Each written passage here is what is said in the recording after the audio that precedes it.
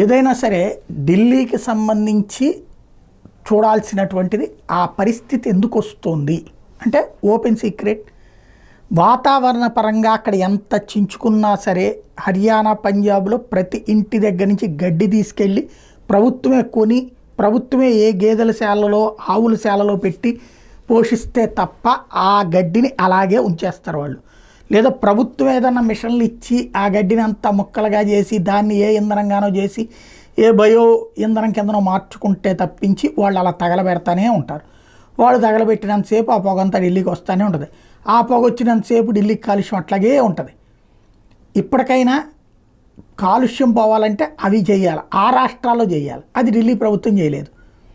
కానీ దేశ రాజధానిని రెండవ రాజధానిని పెట్టే అవకాశం అధికారం మాత్రం కేంద్రానికి ఉంది, మోడీ సర్కార్కు ఉంది. ఇప్పటికైనా దక్షిణాది మీద దృష్టి సారిస్తే ఇక్కడో రాజధాని పెడితే అక్కడ ఈ పరిస్థితి వాతావరణ కాలుష్యం వచ్చినప్పుడు ఇక్కడి నుంచి ఉద్యోగాలు చేసుకుంటారు.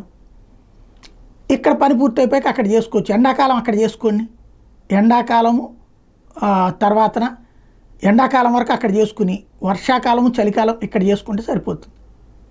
తద్వారా ఎందుకంటే వర్షాకాలం ఇక్కడ ప్రాబ్లం లేదు. లేదా వర్షాకాలం ఢిల్లీలో చేసుకుంటారు, 2 నెలలు అక్కడ 2 నెలలు ఇక్కడ. చక్కటి అవకాశం ఇప్పటికైనా ఆలోచించుకోవాల్సి ఉంది.